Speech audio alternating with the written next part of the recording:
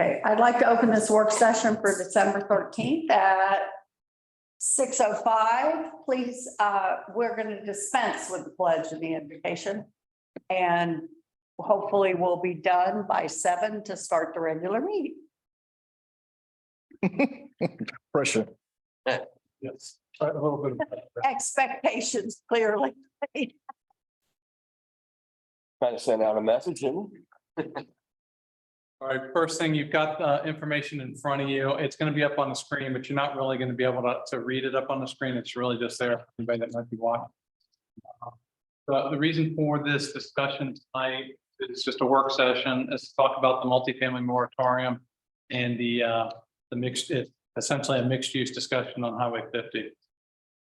So it's really to talk about the mixed use development on Highway 50 that could include multifamily development. So what we put together, Mike Morrissey and another consultant, we put together this draft document and it's kind of a visioning plan, what Highway 50 could look like in the future. I just want to go over a few things. So on February 22nd, 2022, ordinance 2021-28 was put into effect, imposing a temporary moratorium on processing applications. Development. Subsequently, we've had a couple of meetings, staff brought forth a couple of different presentations talking about multifamily on March 15th at PNC, 19th at PNC. The March 15th included ARB. Talked with the commission on April 26th. And then on August 9th, the town extended, the commission extended with resolution 2022-06 on August 9th, extending the moratorium another 180 days. So if I'm thinking about this correctly, somewhere February 22nd, the moratorium will end on multifamily. So at that point, applications can be received by staff. So the discussion today is to really just to kind of put some vision in what Highway 50 could look like, and to try to put some things out there that might be helpful with that in talking with developers as they come in to develop. And we're going to look at 3 particular pieces of property that are all about 20 acres or more. Those are the big pieces out on Highway 50. There are some other additional properties there. There's a 5-acre tract as you come in from Winter Garden on the right-hand side that's attached to the Grove at Oakland. That piece is 5-acre commercial. I think they're looking at, when they turn an application in, a mixed-use development that may include some multifamily. So it's not precluded to just these 3 villages, but these are the 3 main pieces of property that are out on Highway 50 to be developed within the town of Oakland. And so the idea is, if you think about the fact that we have about 5,400 residents in the town, 60 acres of commercial and retail, 5,400 residents really can't support that much commercial. So it's going to be tough to have somebody come in and just develop commercial on those properties, you know, or not residential, but, you know, restaurants, retail, offices. The time of somebody coming in and doing like a headquarters, you know, building a building and bringing their company in and doing a headquarters, that's really not happening so much right now. People are still trying to figure out how to deal with people working from home. And so you don't see a whole lot of expansion of companies trying to build headquarters. So I don't think that's something that we could expect on any one of those 3 properties. But the idea is to, and the other thing we've had is over the last 4 or 5 years, we've had 3 different developers come in and want to do multifamily on these 3 particular properties, but it's always multifamily first, and maybe some discussion on commercial, or maybe no commercial. I believe the one that was and the most western piece of property, they wanted to do 240 units, but we really didn't have a plan for commercial. So the idea is how do we move forward as a town, as the commission, and kind of have a vision for what those properties could be that might include multifamily, but really is more of a true mixed use, where at least some portion of all 3 of these properties has some meaningful commercial to them. Grocery store, restaurants, things that would keep people here in the town, not having to travel to Winter Garden and Claremont for a cup of coffee or a meal, what are things that could happen within the town that would keep people here and could be supported and be successful. So the idea is looking at mixed use development that's either horizontal or vertical. And we've already got some things in place. We've got our comprehensive plan. The town had previously done an opportunity guide for sure. The mobility master plan had been done. We talked about the streets and the networks and the grids and the accessibility and pedestrian friendly. All of those things are things that have been previously discussed and accepted as a vision for the town.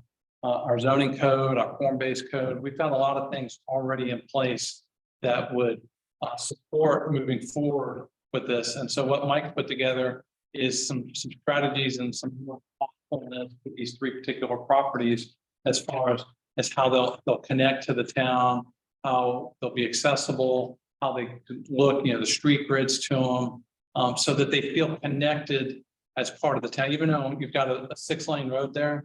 So there's always going to be a little bit of a disconnect there, but as things happen and things happen transportation wise, we can push DOT and the turnpike and the county to help make sure Highway 50 is as safe as possible, that there's maybe some innovative crossings that could happen, even possibly golf cart crossings in the future, because that's becoming a thing that would make all of these properties feel like the part of town. And so this vision is to help kind of steer things. One of the things we've got to be careful with, and I had a meeting with the town attorney last week, is not making things too hard for people to develop on, because then you run into Burr-Harris Act issues if you're taking away the ability of people to develop their property. And again, we're talking properties that are on a 6-lane road. As far as traffic, nothing that happens on any 3 of these properties is going to impact the roads more so than the turnpike already does. We are looking already at about 105,000 cars a day, if I remember correctly, coming off the turnpike. If all 60 acres was developed intensely, densely, it's still going to be a small percentage of the traffic on Highway 50. So that's one of the things we got to kind of stay away from is making it a traffic issue versus the better the development that happens on there, the more likely people here in town can stay in town and reduce the number of trips they're having to take on Highway 50. A lot of this shows a parallel road that connects these properties so that you could cross Highway 50, be able to get on that parallel road and be able to move from property to property and from business to business without being on Highway 50. So it starts all the way down with Kitty Academy. You're going to see the Goldfish Academy later in the regular meeting. But part of that property already shows that parallel road that then will translate to the next property that's already been discussed. And then where the Johns Lake Motel is, and then 4th Street, and all the way down to where that secure storage is. We're looking at ways to try, and even some of the other properties, we're talking about how we can make connections. The one that's really the hardest one is the one that's furthest out west on the south side. That one's difficult. And just to put that in context, that property does already have a development agreement on it that calls for assisted living and independent living and some commercial properties on the front.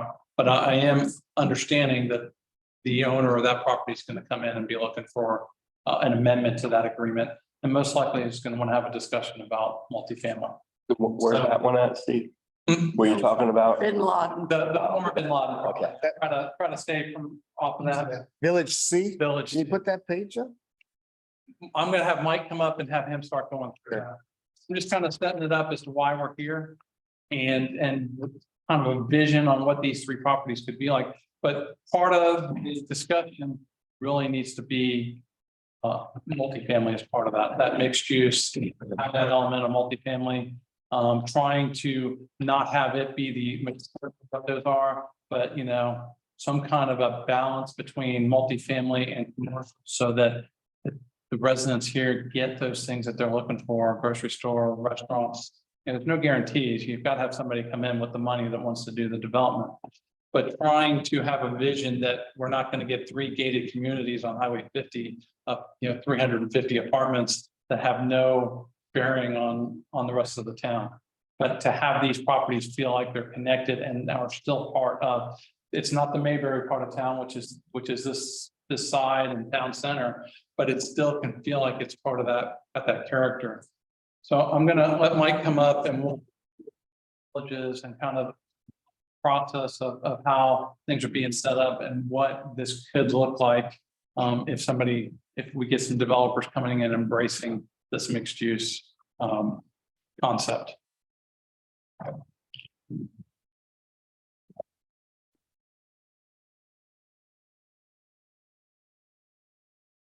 The first page is really trying to drive home that reality that we have in our traffic. So the fact that we're pinched by 2 large bodies of water, and we have a good amount of east-west traffic needs between the Florida Turnpike and 50. Both of those, and then there's this actual intersection that's happening right there, which is considerable. Obviously, we all know what that looks like at 5, between 436. Right. And of course, you were aware that we things to try to improve that. So we've gone through this process of what does Oakland look like, and what the aspect of Mayberry and how that wants to be retained, and that's real. But the reality is that we do have a 6-lane arterial type of road that's going through, and what can we do to not only make that as part of Oakland as much as possible, but also treat it with the trade area that's coming with it, that traffic is creating some demand. And so there are interested developers that are out there that want to see and do something that is, we're kind of a blank slate right now because of the lack of sewer. So where we are is at this opportunity where Claremont or Winter Garden isn't. They had incremental development happen all through the last few decades. So we've got a really good opportunity to set some of this patterning, street patterning, open networks, all of these opportunities that the other municipalities didn't have. And with that, it's incredibly important to mix these uses. So not so much just to satisfy demand for apartments or demand for commercial. It's really about bringing those uses together so that we can actually have the sense of place in each of these developments that are about 20 acres apiece. So if we can create those sense of places in each of those and make something that has more than just units or more than just commercial that people actually gravitate to, that's the concept for each of these villages, what we're calling villages. And so we do have the open networks, we have the street networks, we have real public roads, real town of Oakland streets, sidewalks, all of the pedestrian activity that we're trying to influence into each of these developments. So we've got Village A, which is 21 acres. That we're including a portion of that to the east, which goes all the way to the boundary against Winter Garden. And that is additional to the 21 acres on the corner of 4th Street and 50. That in itself has this large wetland that's part of the drainage from Downs Lake to Lake Paka. Won't ever be developed. It's a large landmass, and then of course to the south of that is the turnpike. So as far as development, noise, all of these things that happen, we've got a pretty significant adjacent property that's not going to be impacted by by any of the development that's going to happen in that zone. That's the good news. The aspect of mixing the uses on this site gives a commercial minded developer the rooftops that they need to put in whatever it is that they're going to put in, restaurants, retail, office. And the rooftops can somewhat support that. The other part about this is that we're staging the types of buildings, types of uses, and we're taking it as a wedding cake effect where we're intensifying at the center and we're gradually coming lower in intensity at the edges. So that by definition, it's not just one massive development of multiple same size buildings. We've got about 4 or 5 different building types. We have 5 different uses.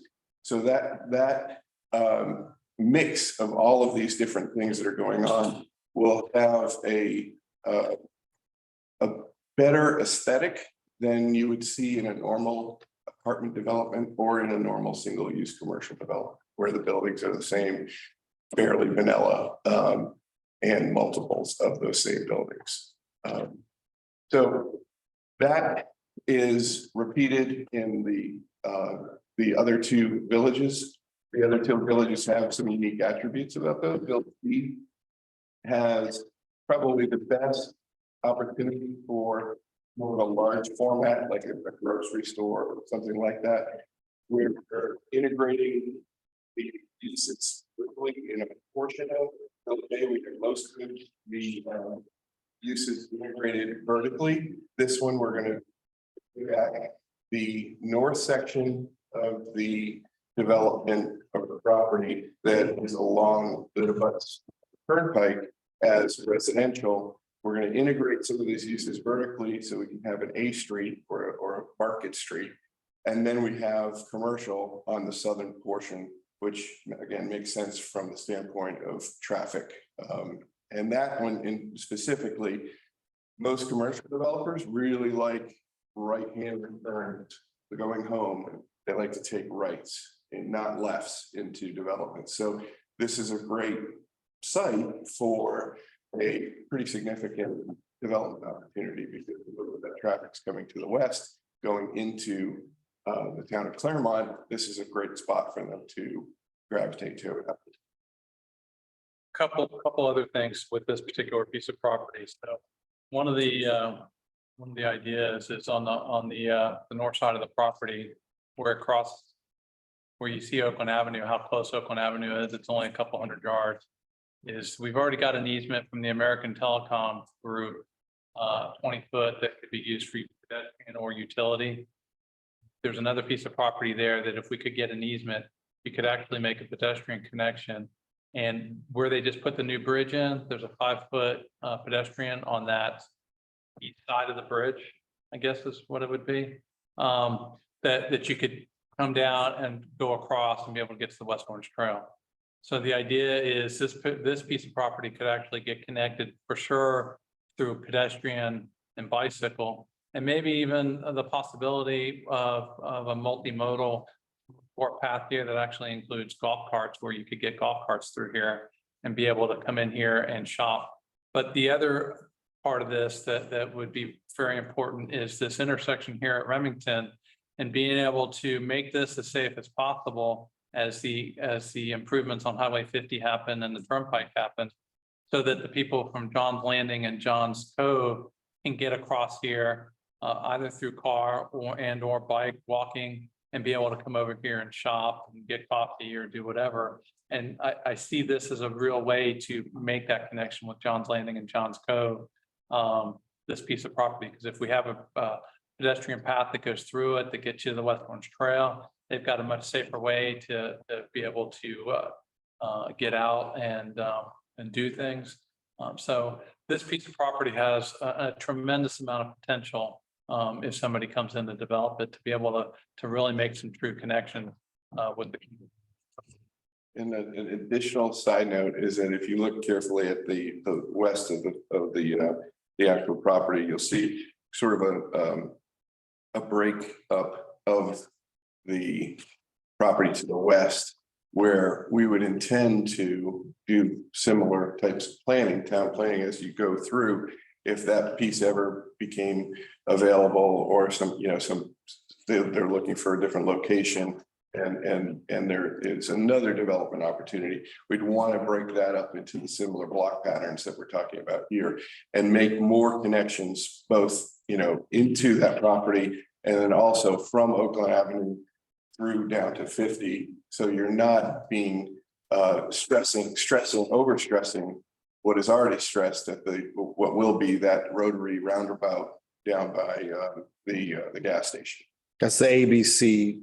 The ABC site, plus there's obviously some other owners in there. We tried to respect some of the lines of ownership, but in any case, it's just, again, aspirational, but showing that there's some intent that that's not one large developable site.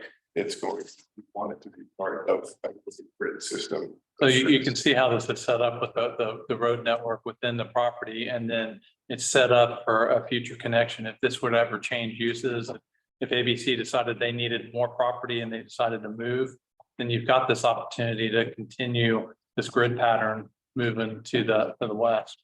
As long as the ABC is there, ABC will do what they're going to do. But 20, 30, 50 years, I mean, this is just trying to strategize and think ahead as to how things could be connected in the future. We can also, move over to those. See, this is small, pretty larger parcel of 150. We do have a bit of a different dynamic with this one, not just because it's on the edge of the town, but the topo on this site is pretty significant. So there's a quite probably 10 to 15 feet of height difference between 50 and the majority of this property. So it does not relate well already to 50. So we would not probably want to engage 50 because you can't get to it sidewalk with 50. So for that reason, we've pulled back and created another what we call A Street that has some vertical integration of commercial, residential. Just so happens that when you're out there on site and see some of the historic tree canopies there over by the lake, we opened that up as part of the entry road terminus. As you go from 50 down towards the lake, you would actually see a green space, a park space that has the majority of those trees on it. And so it's just another potential that you have to open up Johns Lake to the town, where as most of Johns Lake is either in unincorporated Orange County or Lake County. We have a little bit of a window for the town of Oakland to have some potential access point at whatever level that is. That could be a town park with the town use at the point. It could be private development, a destination restaurant. Any of the above uses could be open for discussion on that piece, but it is a significant opportunity for the town to actually address. Anytime we try to get to the lake, we want to express and open up the lakes, whether it's Apopka and obviously Johns Lake here. So we really do, rather than engage in just private development or low density private development, which would be kind of the natural course, just some more lots along that edge. Why not have the opportunity to open that up to the residents and others to enjoy, and really emphasize that welcome to Oakland. You're in Oakland when you're at that lake edge. So that's again aspirational, but it's something to be thought of as we move forward towards any kind of. One other aspect of this particular property is there's a large easement across because of those transmission lines, the power poles that are there. And this sits up pretty high as far as the elevation to Highway 50. So it doesn't lend itself to really great frontage on Highway 50. So that's why you see maybe some parking and some things going on this property that you might not see on the other two, just because of the uniqueness of this particular property and developing based off of, what the characteristics are. But it sits up pretty high. And again, there's power line easements that are on the front of it that would also dictate some of how the development would go. One other thing I failed to mention at the beginning that I wanted to bring up was, the idea is to not encourage owner occupied type dwellings along Highway 50. First of all, I don't think it's something that a lot of people would want to live right on Highway 50 under its current situation with the amount of traffic that's there. But it is the opportunity to diversify the tax base here in town with commercial development, and multifamily as part of that. It's considered commercial. It doesn't have the same homestead exemptions and the our home caps where taxable values are capped. They can't rise more than 3% a year. You really want to look at how you can truly develop Highway 50 and maximize the diversity for the town. Because right now, 70 to 80% of the town is single family owner occupied residences. And a very large portion of that is got several homes and got the homestead exemptions. And I think some of the ones that don't will have it soon enough, because as you get people moving in from out of state or new homeowners that haven't had their home for 3 years and don't have the same home caps on them yet, those will start falling in over the next couple of years, Oakland Trails and the ones that don't have it already, so that you start to cap your revenues, but your expenses are going to go up more than 2 or 3% on the revenue side. So Highway 50 is truly that opportunity to diversify tax base and have those different things that when one thing's up, something else might be down, but you're keeping a good steady revenue to keep the level of service that the town, that the people here in town expect, with the fire department and the police department and those kind of things. So just want to make sure I brought that up, that, this is a real opportunity for the town in the long term, as to how the town supports itself and is able to provide the level of service that everybody's expecting. Gotcha. I've said this before, but single-use developments have a lifespan. And that lifespan is usually the highest value in the first generation. Second generation in single-use, especially commercial, what usually happens is they find a different trade area, or they need a bigger store, or there's some component there that isn't working for them at that location. And so they pick up, they move, and then the second user comes in at a pretty significant discount because there's very small markets for large format commercial buildings. So as an example, the Tractor Supply building would be considered a large format commercial building. But by articulating that building in a certain way, mainly with natural light coming in as much as possible, that building, if Tractor Supply ever left, that building could actually be segmented into multiple opportunities for various retail or restaurant. So looking at the building types and making sure that they can adjust with future users. There's a title of a book that is basically buildings that learn. And so that's what's great about historic downtowns, is that that format is able to exist, whether it's an appliance store in the 50s is now a restaurant today. So those are the opportunities that we're looking for, not just in our existing, what we're doing today, but in these developments. We want to make sure that this is a sustainable project for 50 years, not just the next 5. With that, there's the different building typology that we're looking at. So I've used although I have specific pictures of that. But locally, we've talked about New England Avenue as an example for us to basically kind of warm up to. It's a great newer part of Winter Park.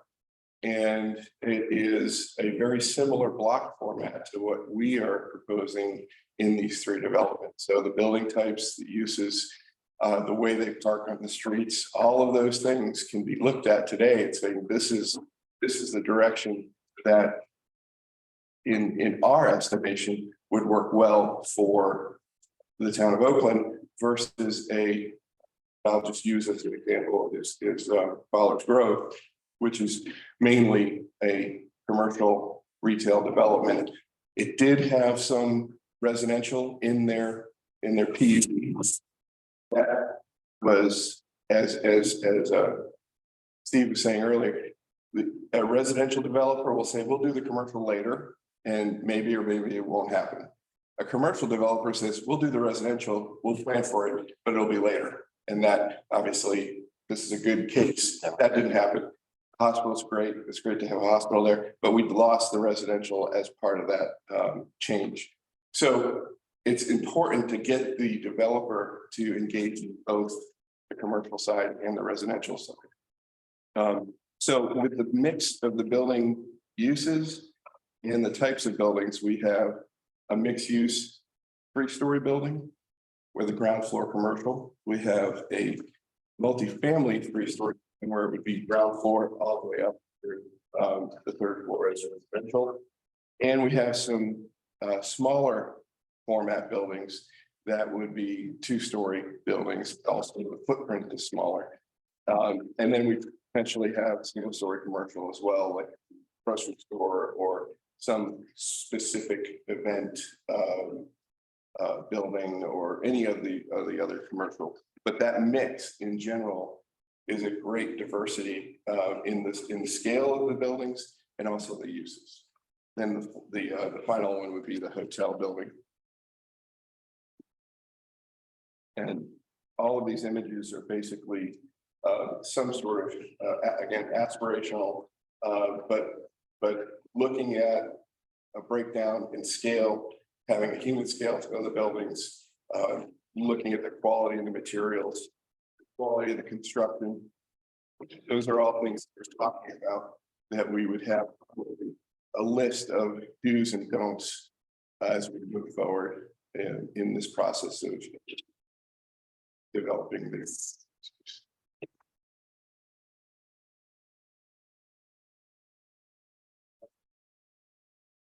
Materials and construction. Yeah, we can talk about that. It's a little bit of a heavier lift, and I'm not sure where it's going to come in, but one of the ideas is, and Winterguard already kind of put something into place with concrete block or a different material than just wood frame in the construction of commercial buildings, especially on the first floor. And it allows for these learning type buildings to be able to be different things. I'm not sure that it's one of the things we have to be careful with, like I said, is making things too narrow or making things so that it's too expensive to try to somebody to come and develop here. But it is something that can be considered as far as building materials and building methods in how they build these buildings to truly get that mixed use kind of a situation. And again, we're talking opportunities for the vertical mixed use and then the opportunities for the horizontal mixed use. But either way, it's to me, one of the things that we really get across is having these developers come in and want to do both, or be willing to do both and being able to be able to do both sides of it and balance these particular developments. Again, building materials, it would take an ordinance and it would be something that would be difficult and more expensive. So I think there's probably more conversation that could be had on building materials. But I do think that this particular plan that we have here, I should bring it back and have y'all accept it as kind of the vision of what you're looking for, so that when staff's talking to these developers, they can see the kind of things we're looking for as a town. And then I think some of the heavy lift with these developments can also be done as part of the development agreements. talking to them and putting things in place on the balanced development and not having somebody come in and say, we're gonna build 200 units over here. We're gonna hold these particular spots for commercial. And then they just wait for somebody to come and say, hey, we want to build something there. But you've already got the 200 units in place. Doing that. Yeah. Don't want to do that again. So I think there are some opportunities that if, when they come in, we could say, hey, this is what we're looking for. And we're looking for a balanced approach and we're looking for these things. And then being able to negotiate with them through the development agreement that if you do this, then you got to do that. And so that, again, the town attorney will have to be involved with those discussions as to how they work. But I know there are other communities that are doing that. Getting that balanced approach and putting some thresholds in here and some incentives maybe that could be done through, I think, through the development agreement as much through the, and there are code changes you can make, but I think the development agreement end up being our best tool with a lot of this. Absolutely. So I'm assuming we're gonna open this up. I'm watching time. Yeah. I'm pushing. Yep. Open this up for questions from the commission. And the first thing I just want to validate is that we're complete streets is part of this. Absolutely. Okay. So, We're actually following that grid system from the complete streets where there are opportunities to cross because of private development or private property. We would like to see more of those complete street programs and the master mobility plan. But there are properties in between, but we do have a decent north-south network from what is now Catherine Ross, right. Star. So those three are going to be big game changers for the town. Yeah, I just want to make sure, we have complete streets, and complete streets also includes, when we think about it, the new art that we have for logos and things like that, so that the street signs and whatever else makes One of like the, a cohesive environment. one of the other pieces is most of these streets are 70-foot right of ways, just a shy less than our existing right of way grid. But that is to introduce the ability for wider sidewalks, parking on the street, so that these really truly are public streets, not just you're meandering through, Kind of like parking lots. Winter Park Village. That Winter Park Village would more be towards the Fowler Grove model. This is going to be closer to the New England Avenue. Yeah. Where we truly. I just want to, I want to make sure that we all agree, and it goes without saying that we don't want the Fowler Groves method of parking. Yes, yeah. Yeah, please. It's horrible. Yeah, And if you drive, through on Daniels, you'll see the faux fronts. But of course, there's no street parking on Daniels. And so therefore the building fronts are vacant. And so that's unfortunate, but that's what we don't want. okay. Yes. So commissioners, any questions or comments? Some of the comments I have are that I like this a lot on 50, but attorney, aspirational could be what we lead with the developers, but at the end, there's something we could put development agreement that forces them for a master developer to come. Because what I don't want is a bait and switch again that happened to us with Unicorp and saying, this is all great, thumbs up, please approve. And then handful of years later, we can only make it a multifamily apartment. I'm sorry about the hotel. This doesn't make feasible sense. I'm sorry about the commercial. And then we're stuck with a multifamily apartment and none of them, the rest. So I mean, this makes sense as a whole with a master developer who does the whole thing. Yep. How can we do that? Yeah, you don't, Something we can part of? I would need to run more of an in-depth analysis of what specifically we're talking about. I think what you're referring to is how can this become a reality and not be left aside because of some legal writings that gives a developer an out or a loophole. And I think that's part of the mixed use dynamic. So the question I would ask is, how do we mandate mixing of uses as a immediate part of the development, not later, not, down the road, maybe for another developer, those types of things. Well, one of the things that happened with Unicorp and that particular development agreement is when it got approved back in 2017, it had the and/or kind of a situation in it. And so that's incumbent upon staff and the commission and the town attorney to look at these development agreements, and when we're negotiating these development agreements, making sure that when it gets approved, it's approved in a manner that everybody's comfortable with, including the developer, and making sure that, those things aren't left open-ended.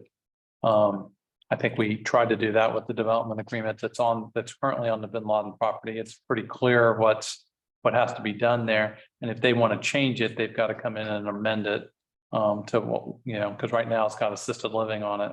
And if somebody wanted to do a multifamily, they need to come in and amend that agreement or do a new agreement on the property. So I think that's the key. And within these development agreements, if I understand it correctly, you can put some incentives or some thresholds that need to happen. If you want to build 100 units, then you've got to develop, 5,000 square feet of space, commercial space, or some things that can be put in there to help that along. Sometimes I think like what happened with Bowers Grove is that development agreement sat out there for so long. They were going to have to do multifamily. They ended up getting an amendment to the, 10 years later, getting an amendment, and it's the hospital now. It's not multifamily. So that's the other thing that happens is over time, I think the vision of what the agreement stands for kind of erodes and ends up being something else. But I think that's probably the biggest key is making sure that we're during the negotiations when we're sitting down and talking and looking at what's available, what mixed use means and what we want to have happen, that those development agreements are going to be the key. That's just my opinion, but I think that's going to be the biggest piece of this. Because if you start trying to regulate with code, I think you're going to end up having problems with having it too narrow and running into some of those issues. That's the needle we're trying to thread here is the interplay between town's ability to legislate and create tighter restrictions. And then there's existing property rights the property owner have. And so that is what we're trying to do. I don't want to put any answers on the record right now without looking at what is really existing on every single property, how would it affect every single property owner, and what would the result of that be? So that's a conversation I think we're probably going to have to continue to It'll come have, back to the Becky. table then. Yes. Okay. Is there a system in place where, standard zoning covers commercial uses, but is there a way to adapt those into that these parcels would be either PCD or PUD or something where those elements are part of the not only the developers agreement, but also some other documents that mandate everything down to materials? That's a question. Is that something that's going on beyond the developers agreement that is preceding a developers agreement? Right. That can go into the code. Right. That is, I will. Yep. Yes. So that in some of the past projects, what we have found is a mixed use master plan developer tends to want to hold the property versus a residential apartment developer looking at a quick sale to a REIT type of investment opportunity. And so the notion of like-mindedness is part of that, is that person or group that is going to hold this for 10 or 20, or it's a legacy project. They're going to think about all of those things the same way the town would about it 50 years out. What do these buildings look like? What is the maintenance cost on a wood frame building versus a concrete block building? And what are those finishes and the materials looking like? So that's the eventual goal, is having those dominoes fall in our the way we're looking to make that happen. So just by that nature of mixing the uses, you do have that opportunity that some of the developers that we've dealt with in the past might just take a pass. The good news is that we have 105,000 trips a day, and there's interest. There's in the intersection. So all of those things are in the town of Oakland's favor as far as location and what is available in our surrounding area. Not much. So I think we have a good opportunity to see some of this come to realization. Okay, any further questions? Just a comment, we got to figure out how we can mandate that before the Let's, moratorium is lifted. Because we don't want to lift it and then have something in place and then start getting applications. You already have a lot of great things in place, including the form-based code and a lot of it that honestly mandates quite a bit of this. That some of this detail stuff, I think, comes into play with the development agreements as they come in, especially like with the Bin Laden, that they want to come in and amend that development agreement, then that's the opportunity to have the discussions on what it could look like. What I should have detailed out is that these plans are reflective of our design district codes. So our maximum block lengths are in this plan. Our maximum building sizes and footprints are in this plan, in these plans. So these plans were developed closely following the design district codes that are already in place for the urban corridor. So yeah, this kind of gives you a vision on what we already have in place, and especially with some of the other things that you've accepted as studies, the mobility master plan. This puts all those things together and gives you an idea of what it'd look like with what you already have in place. And you know, where we've gotten hung up previously was just the discussion of the multifamily and never getting past that. But with this kind of vision and truly looking at holistically what's in place with the opportunities for the mixed use development, we can push in this direction based off of what's already in. You know, the hard part's going to be when you do get that apartment developer that wants to just do a gated community. You know, there's going to have to be some serious conversations on that, but I think that you already have a lot of great things in place as to how these properties could be developed moving forward, which was part of the reason of doing this, was to look at what do you already have in place. So everything you have in place already allows for these kind of developments to happen. I think what Steve was wanting to do is take all of that code and put a face on it distill it. for the developers to be able to say, oh, okay, now I understand what that you're trying to do here. So in some cases, an optimistic view, that they would look at this and say, you've already done this for me. I don't have to develop it. I'm going to, you know, further it, but this is already in place. Thank you. All right, we're gonna have to wind this up. So I want to get to the public comment too. So Mike, I know you have something to say. And I'll say it as fast as I can. Rick's question really wasn't answered, because when that moratorium ends in February, what happens the 1st of March if someone comes in and says, applies for the 300 unit complex? That's what you're asking. And we need to figure out a way to stop that, because I gotta tell you myself, I am never, ever again going to vote for a building like we have one in Gwinnett. It's just that simple for me. So if we don't have something in place, and I don't know what that is, Stephanie could help, then we're gonna be stuck again in the same place. On your end of it is, we've learned a lot from that building down there. So as long as we're diligent in our work, and as long as we keep, you know, on top of everything, we'll be able to control. Correct. And that's what I think I said when I said, bring it back to the table. Yeah, so, Just to further that comment, though, the answer was really that the things we have in place today in the design district codes were part of the reaction to that project. But so what you're seeing in this, these buildings are much smaller. Oh, this is a wonderful And plan. that's in the code today.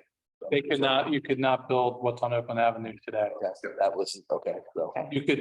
We don't have a limit on the number of units, but you could not build what's on Oakland Avenue today. Yes. And the only other thing that I had was we need to be cognizant of, we don't end up, and I know this is a really hard one, is how we end up with people on the other side of Highway 50 in these neighborhoods and stuff, not being alienated the way John's, like John's Cove and all them are over there. So we got to always keep that in Well, mind too. somehow. I think that's, might be nature of the beast. Yeah. So, But because of the way the properties have been and will be designated. Right. I mean, that's just the way it is.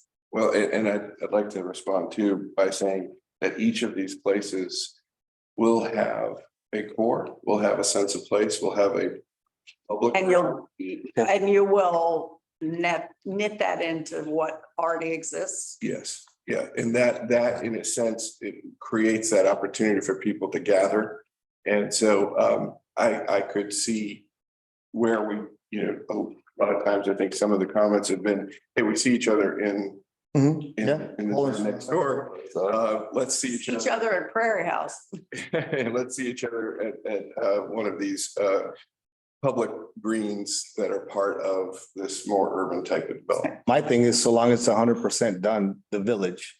If they do it in pieces for the next 50 years, it's gonna be awful to go see the one apartment, even if it looks as nice as this, it's still an apartment with nothing attached, without a grocery store, without that. Nobody will gather if not the whole village is done with a master developer at once. And it doesn't have to be the master developer. You could outsource it as long as it's somehow done at the same time. Yeah. And not come back to it and finally see it 50 years from now. Agreed. Joseph, you got anything? Oh, I'm glad we are where we are right now and, being cautious. But I think we're in a good place as been stated already. I've learned a little bit more than what I learned when I met with them personally. With council, with Charlie and council in place. And then, we can always plug into the Florida League of Cities. We can protect ourselves. And, you look at different parts of the country, it's being done. These multi type of developments are being done perfectly. And we just can adopt that. So there are developers out there that's doing this. And so I don't think we're in a bad place. I don't think we should be scared. But again, trust but verify. As long as we are protecting ourselves, I think we're good. But we got good protection all around us, with staff, with council, and going to the Florida League of Cities. And like I said, this is being done now. So it's not anything that we should be too cautious about that developers aren't doing. As long as we, put the parameters in place, it's gonna get done. Because, God ain't making no more dirt. So Yeah, only so much dirt is available. So we have a couple of minutes. If we have anybody in the audience who wishes to speak to this, we'll ask you to be short and come to the podium and let us know who you are. and that was quicker than I just want you to. You were you quick. just might remember. You were quick, Joseph. All right, Much. this is a good start. And like you said, people are gun shy here, so we'll continue to have these conversations as we go forward. What I can do is bring this back in January and get this accepted as a vision for the town. And at least gives us something to start the conversation. And, Steve and I in our conversations are asking, or I've been asking, we've got to come back to the table, it'll probably be in January, to talk about the things that we've gotten done, because we never seem to think about what we've done that's good, and to put together, or refine the list that we already have, the things we want to accomplish in the next year, 5 years. So this will definitely be part of that conversation. Thank you. Thanks, Mike. Thank you, Mike. Mike. All right, you're not getting a break here, guys. Are we ready? Mayor. Right, we're gonna open the regular meeting for December 13th. Please stand for the pledge. Pledge allegiance to the flag of the United States of America and to the republic for which it stands, one nation, under God, indivisible, for liberty and justice for all. Now, Father God, thank you once again for entrusting us with your town this whole year. I ask that you once more give us your wisdom and discernment to make the right decisions for the best of our town citizens and put a hedge of protection around the staff, the commission board, around our residents. And we ask all this in your name. Amen. and I would like to add just one thing to that. We lost today, or last night, a longstanding resident and historical member of the town, Dave Stanford, who passed away at 93 from 93. 93, but he's a saddler. I mean. Oh, Lord. We opened the door and just let anybody in. You know, I'll tell the new chief, I said, when they all come in like this years ago, I'd be running out.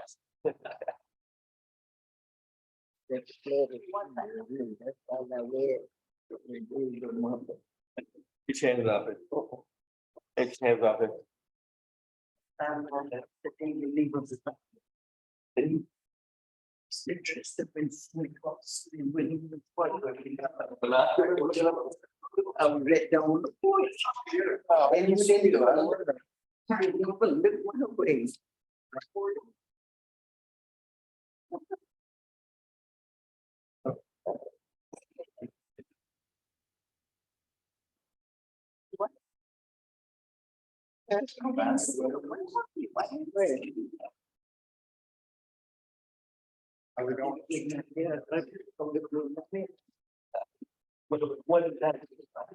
Oh, yeah, very. Okay, I lied. You did get a break. Yeah. Okay, our pledge of allegiance is done. Roll call, please. Commissioner McMullen, President. Commissioner Pollen, Here. Commissioner Amos, Present. Vice Mayor Satterfield, Present. Start here. All here. Okay. We have two presentations.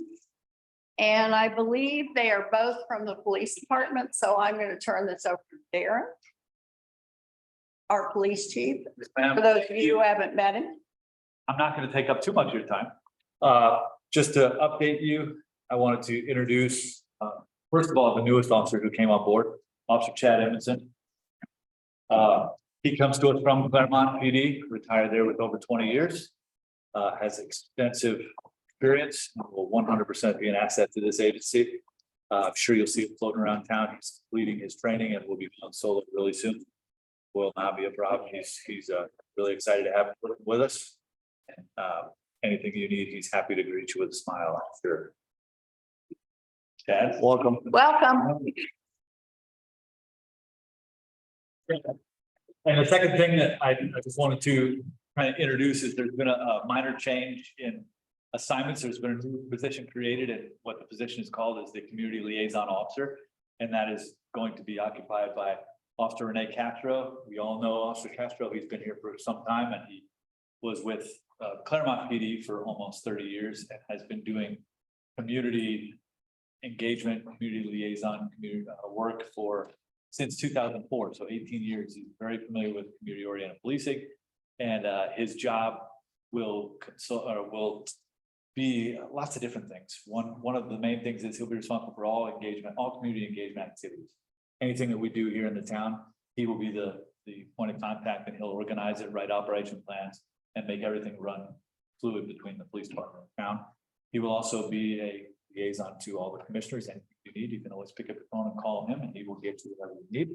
And he's going to be in charge of giving us a lot of good social media from the community perspective. So any questions or anything like that, we have please certainly reach out to him. We'll take care of this. He will represent the police department very well. All right. Thank you. Thank you, Chief.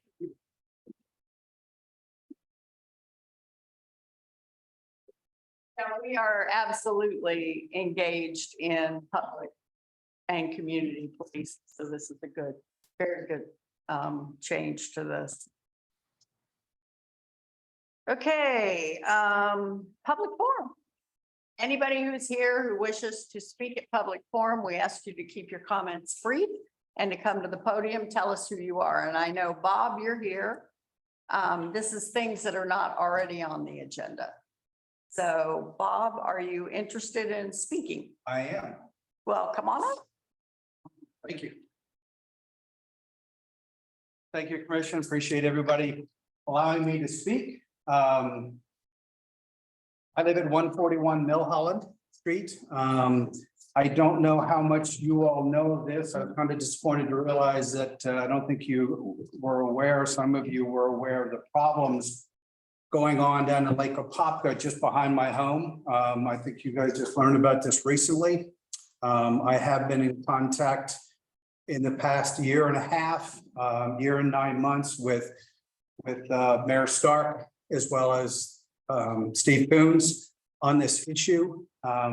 There are probably 1,000 dump trucks of sand that have filled in the lake behind my house. So with all due respect, there is dirt. You can't get new dirt. It's God's making it because they're bringing it down to where we are. You exist. Yeah, he's moving it, yeah. It's been a great frustration for me. I have reached out many times and feel like I have not gotten any resolve. Most of these conversations have been between the mayor and Steve.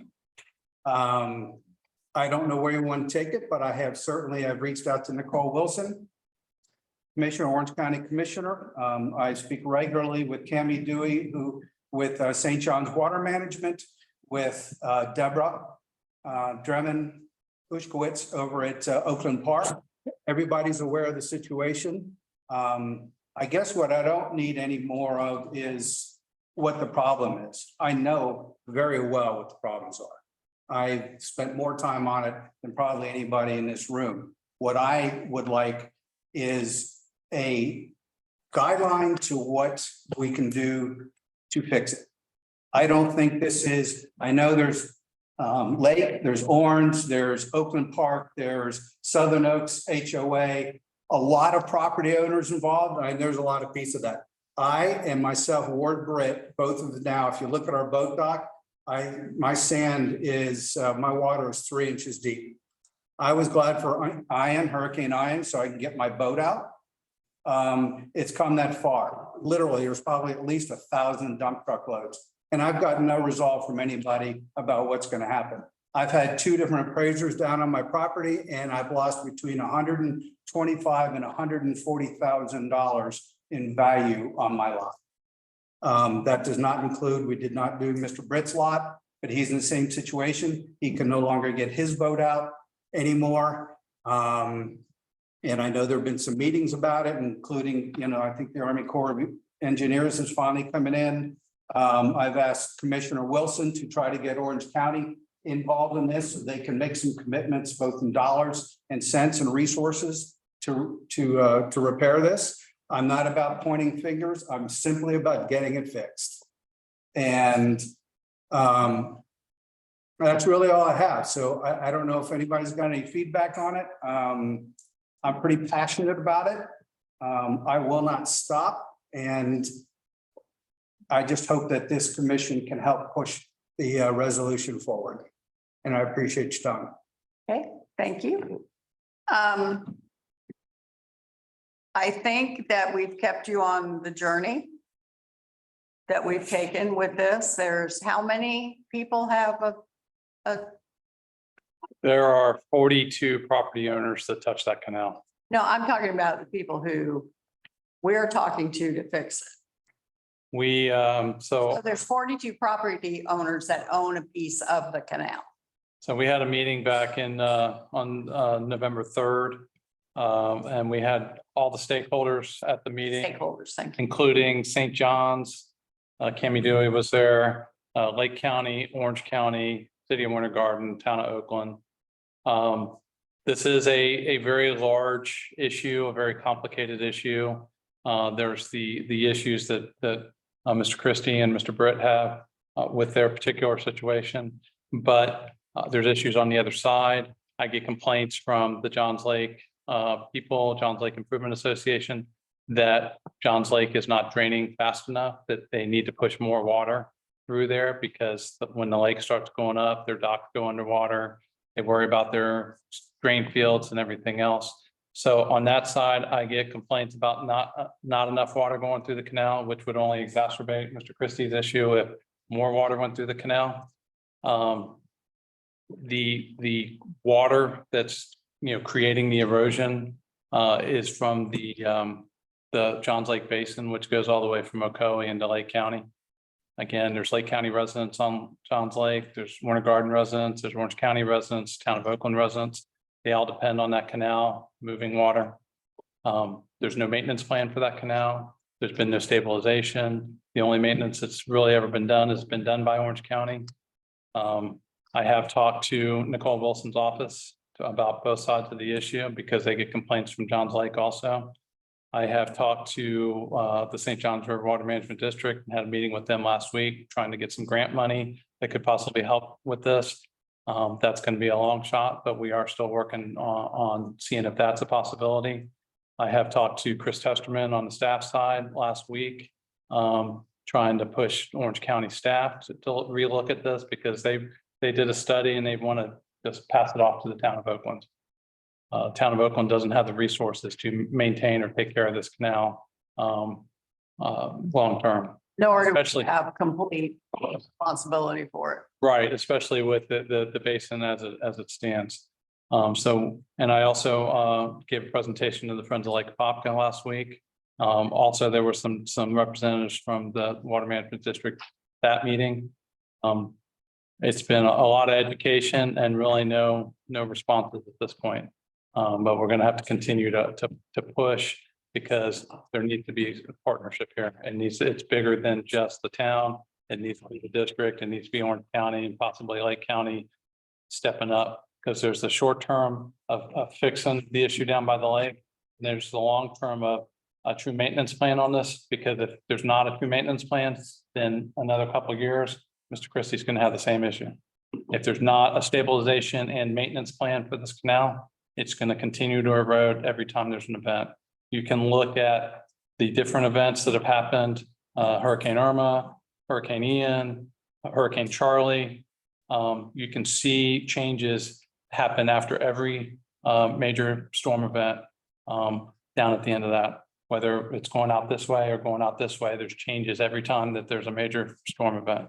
And I know people who, just as anecdotally, I know people on Johns Lake who have replaced their docks. I don't know how many times, Lake- they're underwater, they're not in the water. Johnson, it's closed basin. It's not spring fed. It is supposed to move up and down based off what's going on. Where they get concerned is when it gets too high, and they all run into issues. And so they want that water to move into that canal and lower that lake level. It's only going to move so much water, and I wouldn't recommend increasing the volume, not the way it stands now, because it's only going to exacerbate the problem. So.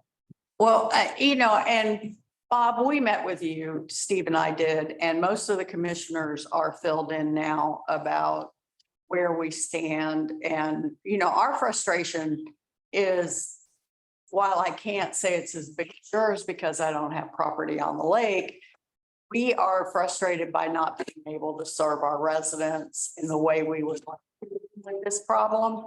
We met with Ward last week also and showed him what we have done, which Steve basically ran down the laundry list. So we are continuing our journey as best we can on this, but we just can't give anybody a good answer. And that's beyond our control. That's beyond our control. With all due respect, Mayor, I started this back in August of 21, contacting you guys and making you aware of the problem. Yep. It was a $20,000 fix. Didn't know $1 million fix. Rhetoric is not going to fix it. If you don't do something now to at least prevent it from getting worse, it's just going to get worse. And it's going to be harder to fix. Nobody's going to want to commit to it. And are we supposed to go out to Johns Lake and fix their problems too? I'm not asking you to do that. I'm concerned about you being concerned about an Oakland resident here for me where I am. All you have to do is put a 20-foot seawall out there and it sends the water back out to the lake where it Here, traditionally. Oh, people who live on Johns Lake live in Oakland. Fine. So We owe them too. a 20-foot seawall would send that water north where it originally used to go. And that would have solved this whole. I'm not an engineer, so I can't speak to that. But, Well, you know, we are, Google Maps will show it to you.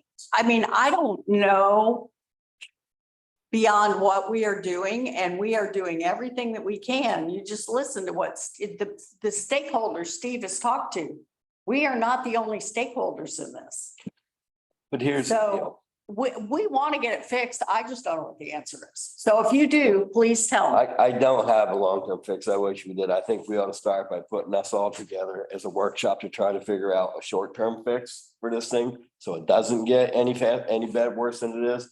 I was out there the other day and we're going past Ward's house now to the third house. down. Yeah, Angels. He's right. If we don't stop and Rick, you know, maybe with the, your connections with Friends Lake Apopka, maybe somehow they get involved too, but somehow we've got to force Well- these other end. Let me finish, Kathy. Well, let me just interject, thank you, is with Steve's connections with Friends Like Papa, he is the vice president of the board of directors.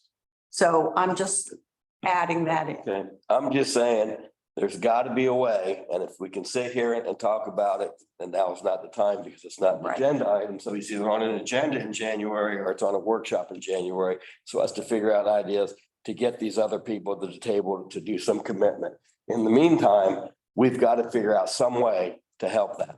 And I would, beyond a workshop and before a workshop, I think it would be in our best interest, as Steve and I have discussed, every option that we have that we can think of, is that you guys one-on-one with Steve would do the same thing and be everybody at this commission table understand the issues as well as Steve and I understand them. I think I do at this point, because Steve and Your I, options change every week.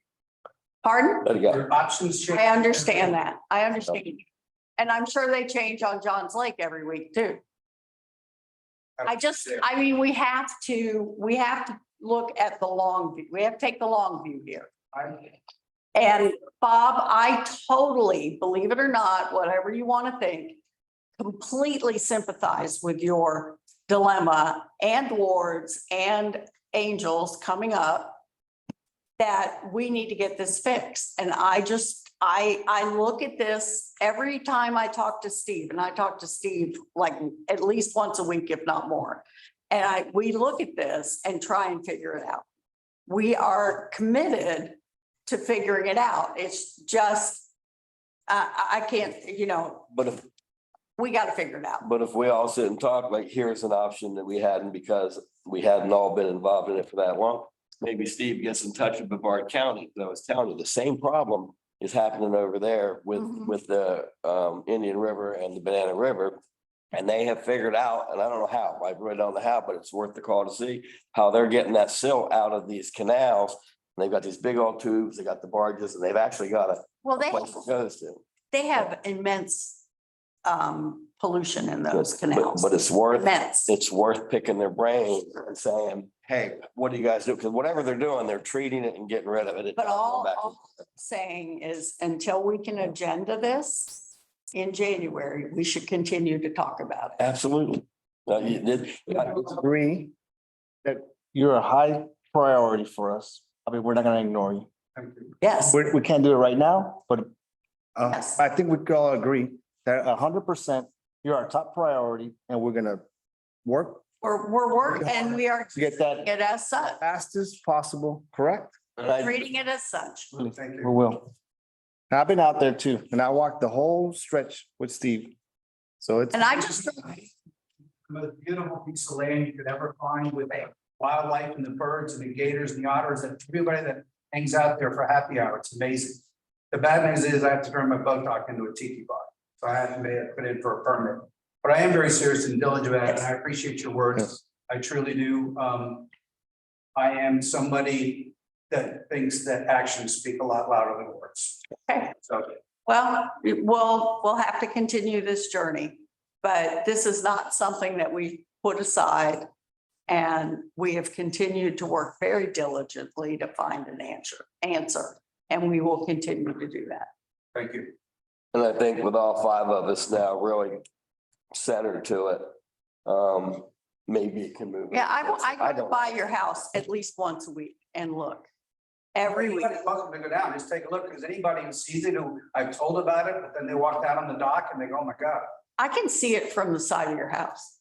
see it from the space station.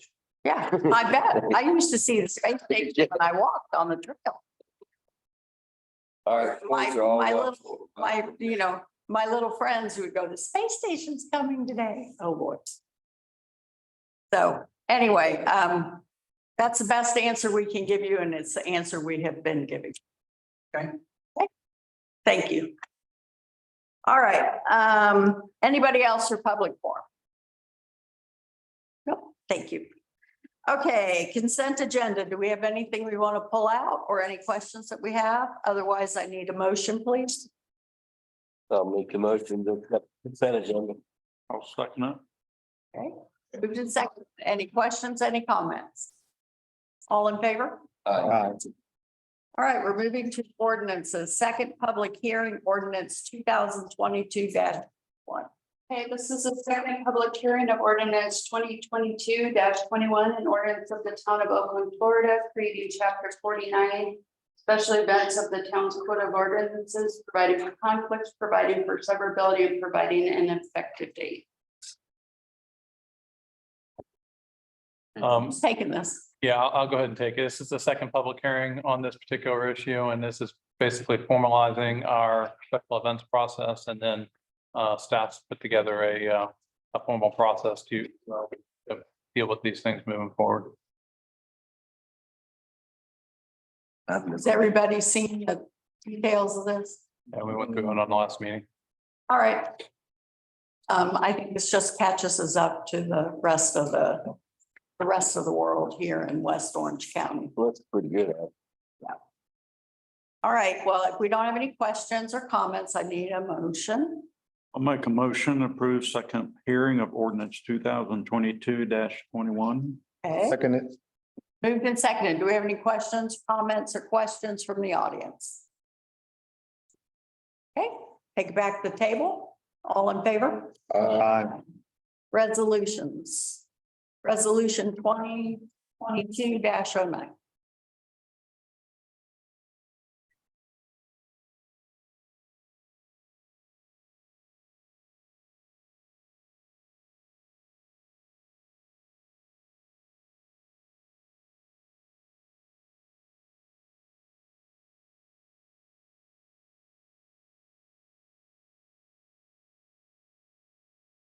So got a short presentation here, but this is on the meeting hall and anything that we rent as a town, including the parks.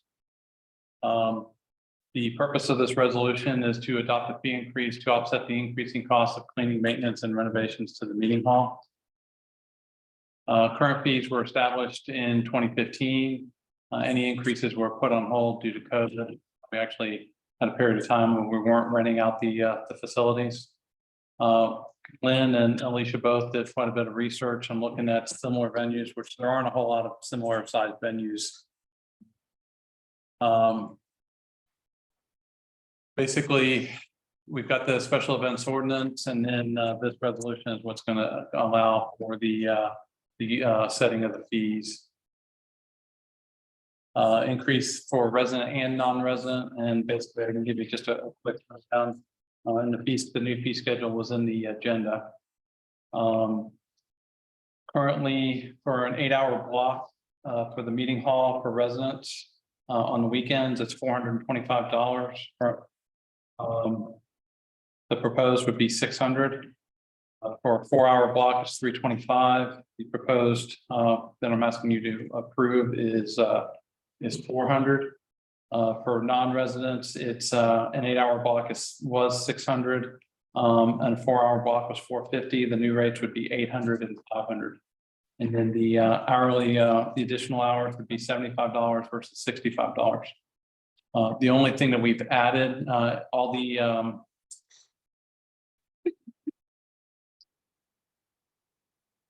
only thing we've added is we're adding credit card payments, maximum capacity.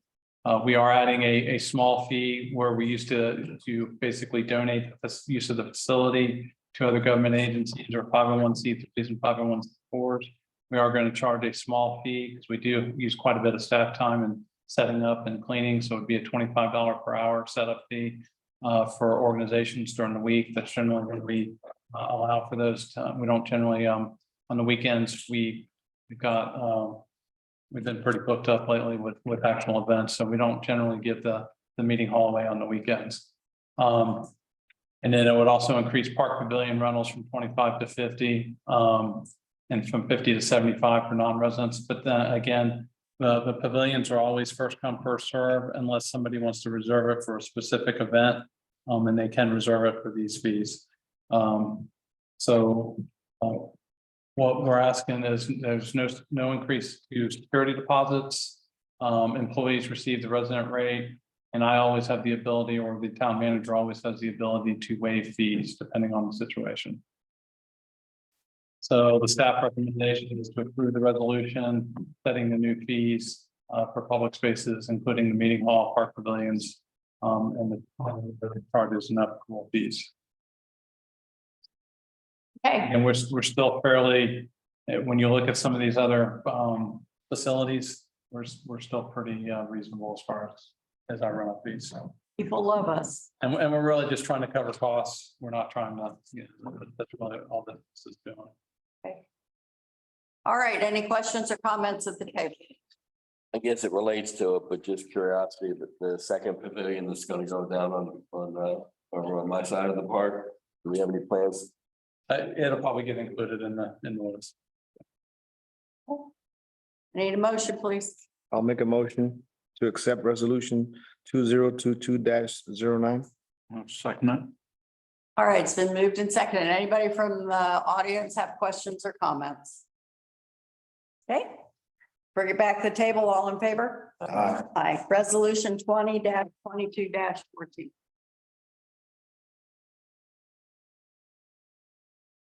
Oh, Jack gets to talk. Oh, is that why you got all dressed up? You're on the town manager. We came to you a few months ago to establish a rate resolution. It's done on an annual basis under the traditional practices of the town. And that rate resolution was based on the contract we had at the time with a company called PDCS. And we paid them on a basis of percentage of the permit fee. It was 80%. The other 20% went to the cost of the town, the staff doing different things. In your adopted budget for this year, you eliminated that town staff. So we went to a contract base for the town planner position. And that we established fees for zoning review directly, rather than including that in the building permit fee. Since then, PDCS has chosen to terminate their agreement with the town. And we now have a new contract for our building permit staff. And it's based on an hourly rate rather than a percentage of the fee. Concurrent with that change, we've also signed an agreement with a company called Civic Plus. They host our current website. They have an additional module so that we can go online with our building permits and with our planning project applications in order to not only streamline the process, but also to comply with a number of state law requirements for being able to make payments online, submit inspection requests through a website and those types of things. That'll be deployed in mid-January under the current timetable. That software motivated us to make some simplifications in the number of classifications that had been established through the contractual process with PDCS. So as a result of those two changes, plus some experience we've had since then about how much things really cost, since we're on a cost basis under state law, we can recover costs. We can't really make money on building permit fees. So the first thing we did was go from the 100% to the 80% level. And then we dropped that down to a 75% level by adding specific fees for what are called the MEP. The mechanical, electrical, plumbing, and other aspects of building permit. The way it was established previously, we charged 1% of the cost of new construction, and that covered everything. We're reducing that to 0.75% of the cost of construction. But we have some individual fees of $65 to $85 for the specialties that require separate subcontractors because they have different inspections. They have different contract requirements. You have to have, a different license in order to be able to do that work. So those changes are collectively included in this. But otherwise, we're essentially looking at a similar cost basis to generate sufficient revenue to cover our expected expenses under the new contract. We'll, of course, come back to you probably this time next year, once we have years of experience and the accounting information necessary to be able to look at that again and have a more informed cost basis than our expectations based on hourly rates. And you'll make amendments to the budget as needed through the year. Yes, we have the ability to adjust. Right now, they're working very hard to try to deal with a big end of year sort of a push. Everybody's trying to finish the new construction projects or get started. So it's a big effort right now. Okay. All right, questions at the table? Why drop it from 1% to 0.75? Well, the way the original fee was set up, the 1% was split between 80% contract staff and 20% in-house staff. The in-house staff did the zoning review. We now have a direct fee for zoning review that covers the cost of our contractor that provides that. So that brought us down to the 80% left for the building permit side. That was lowered a little bit, that 5% difference, because we now have specialty permits. So we essentially now explicitly recognize the specialty permit aspects of new construction with small fees for them. Previously, that was built into the overall cost. Okay. From an accounting side, this tracks everything so they can see exactly what's going on rather than this 1% that just kind of Blanketed. blanketed everything. All right. We have much better basis to cost these things at. We'll understand what mechanical and electrical permits are really costing us in terms of work by tracking it this way. Okay, Cool. any other questions? I need a motion, please. Looking to accept resolution 2022-14. Oh, second. Okay, it's been moved and seconded. Do we have any questions, comments from the audience? Okay, all in favor? All right. Other policy matters, Goldfish Swim School site plan and elevation. Hey, Brad. Good evening.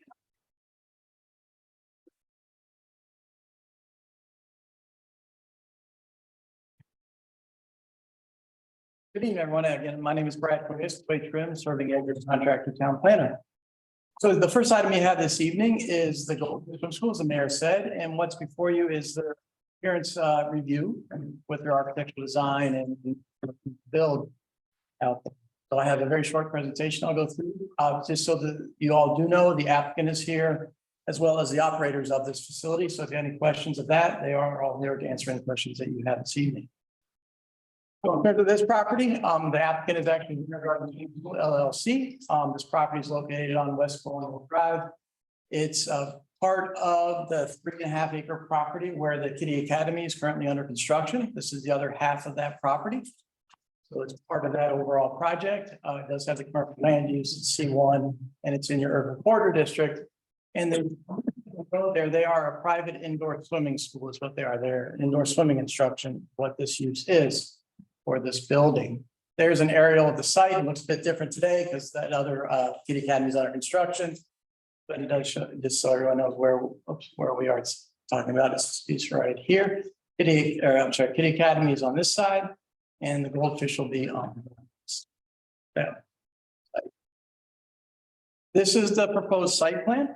For the Kitty Academy, again, here is Kitty Academy. The site plan on what's being constructed today. This is now the proposed Goldfish swimming pool here on the left. They do meet all your standards and requirements for their setbacks, their location, the area of the building, the parking. They do meet all those requirements for their site plan. Important thing I do want to point out is on this be a road dedicated to the town, which is part of the Catherine Ross Road extension. Will come down here to this side. And the way this building will be oriented, the front of the building will be oriented toward the new road here. So the front door, the entry will be here on the side, on this west side of the building.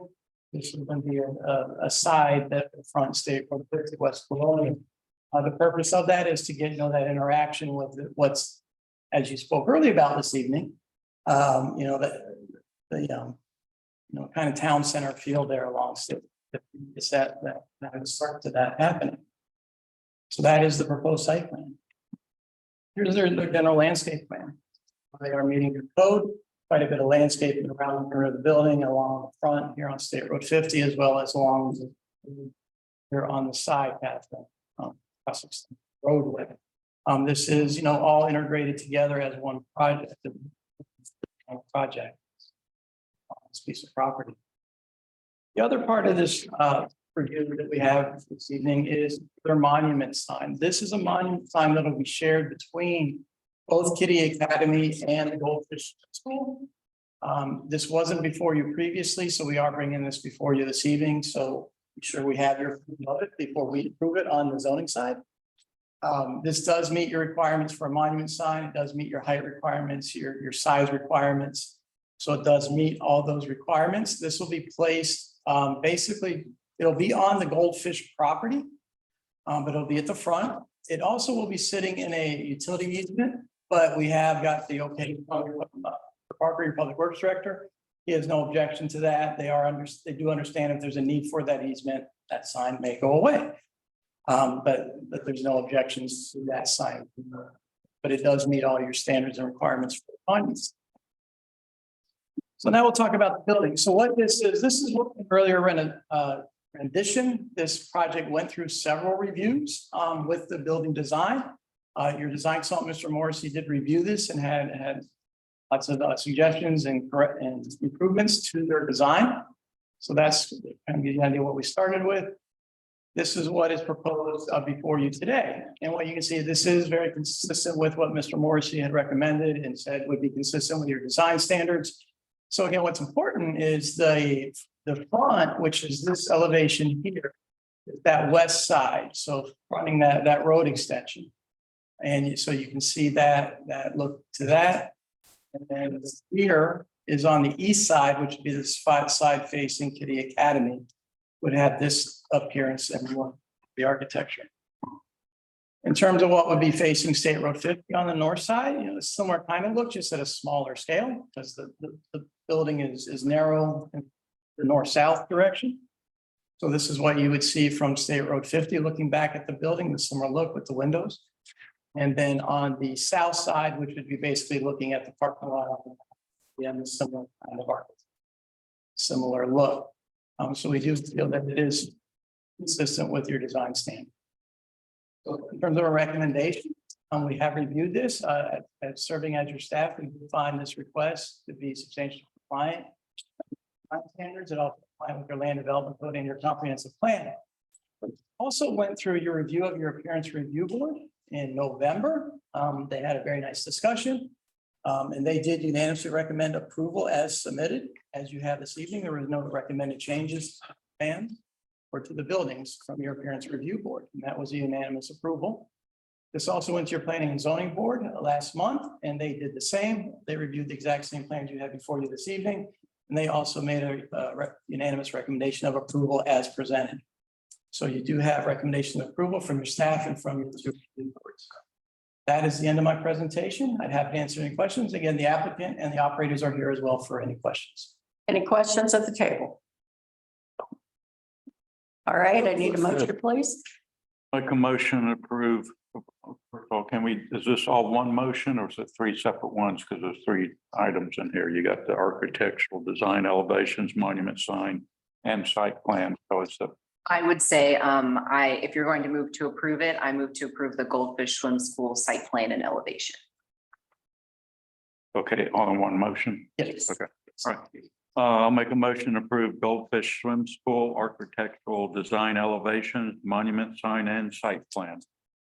Moved and seconded. Any questions or comments from the audience? All in favor? I, All right, preliminary subdivision plan, Daniels Cove. This is the second one. And as the mayor said, this is a replat on. Oh, and this is a preliminary subdivision plan. So as your other ones, this is the first step. They still need to go through their final engineering as well, coming back to you all with the replat. So this property, the applicant is Daniel Street Holding LLC. Mr. Scalia is the applicant. He's here with his engineer. Again, he's here to answer any questions, provide more information that you may need. This property is located at 5.1 North Daniel Street. On the aerial, it's here basically at the end of Daniel Street. There, this property. The property is about 2.3 acres. It has a low density residential. It's R1A. It's in the neighborhood general sign district. So what this property actually is comprised of 8 lots of record, 8 previously platted lots on this piece of property. And there was a old alley as well that was platted. And so what the application and what this preliminary site plan does is basically they're maintaining those 8 lots. They're not increasing the number of lots. It's the 8 lots are still, the lot count is the same as previous platted. The changes that are occurring though from what was platted primarily are this alleyway in between. It's being widened. It's being enlarged, make it wider. I believe as it's shown on this plan, it's approximately 20 feet wide. That is still subject to review by Orange County Fire to make sure they're okay with that width. That will happen during the engineering plan review. You'll see that when it comes back to you for the final plat.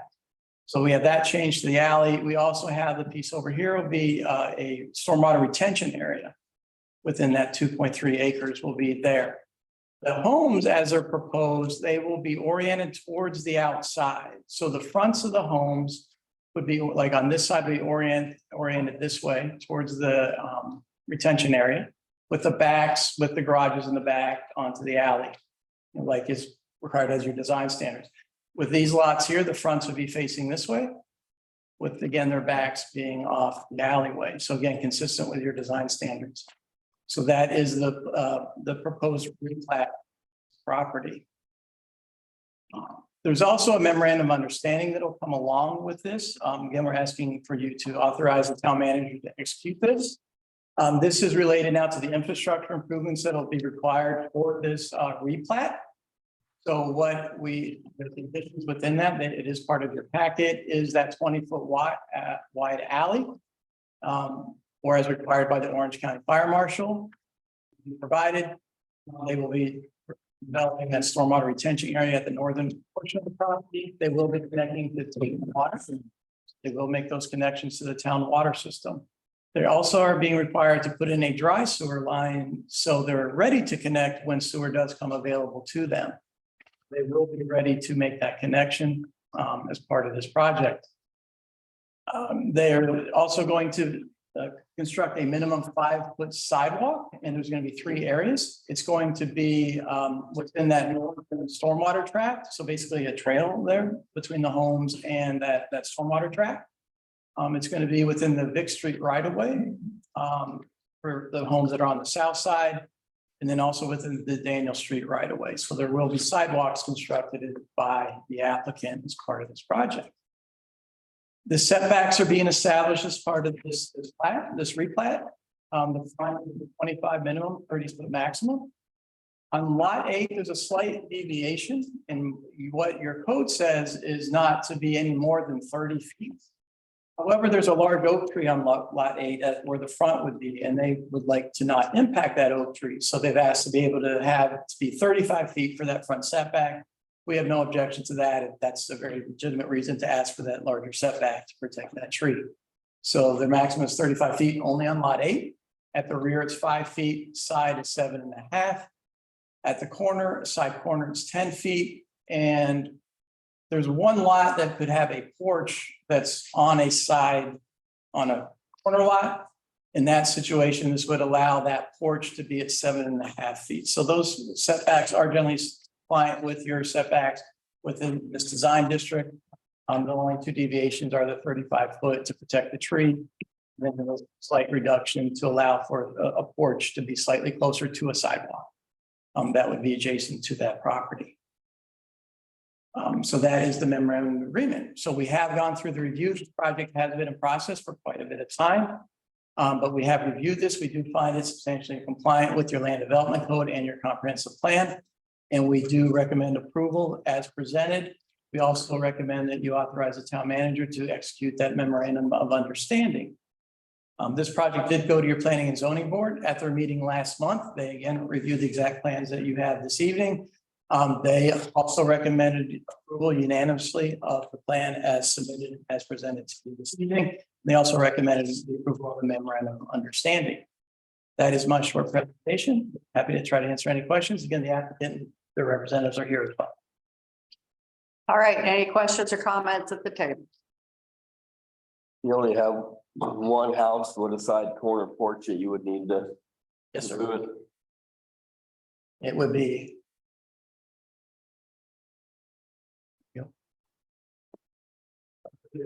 This is lot 8 where they're doing the Okay. further setback, and the other lot would be here for the porch on the side. Okay, the ones at front Daniels. Okay. Question, just had the one street going up in the middle of the two houses. There's gonna be enough driveway for them to park their cars and stuff because it really isn't It's not a street, it's an alley. much. Okay, the alley, so there's no really room to park cars on that alley, so. Right, no, They're we not don't have that big those. enough driveways to park their vehicles in. Yes, sir. We don't have those plans with us at this point, but yes, they do have house plans that do provide the garage in the back with the parking in the back, just like you have here in Oakland Park. So yes, it can work. What's the square footage on a typical home? On a typical home, it's about approximately 3,000 square feet. They are required to meet your design standards for the construction of the home. So it'll have the Oakland character that's required within your code. So that will be part of the homes as well. So that's 2 level though, right? Yes. Yes, sir. Okay. 2 stories. Yes, sir. Mine Are is, they all 2-story? so that's comparable size wise to what my house. Yeah, that's right. Is that Daniel Street sidewalk gonna continue up to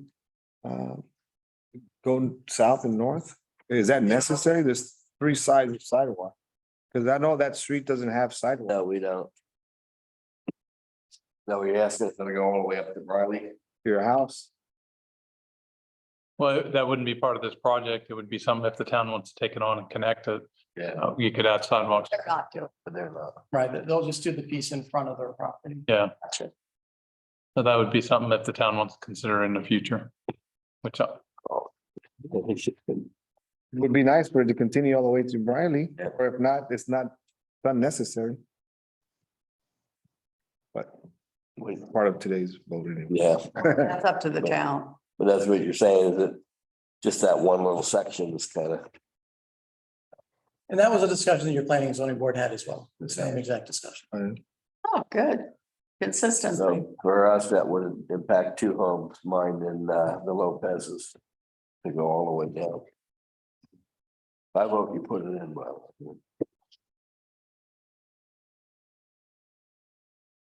Hey, Okay, any further questions? All right, I need a motion, please. I'll make the motion to accept the preliminary subdivision plan for Daniels Cove with the Republic lots of record. Subject to the execution of the MOU. Subject to the execution of the MOU. Thank you, sir. Thank you, sir. I'll second it. Okay, we got a motion and a second. Any comments or questions from the audience? No? Okay, all in favor? Aye. Thank you very much. Thank you.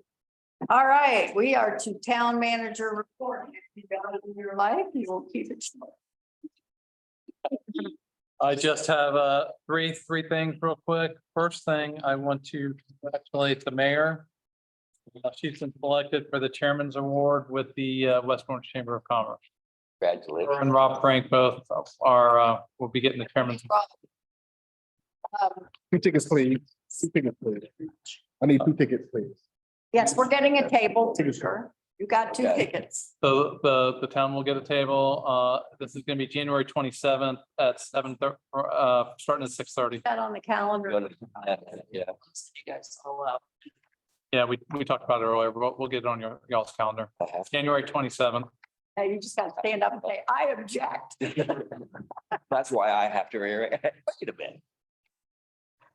Second thing, so to kind of further our celebration of 135 years, we also have Heritage Day coming up on January 28th.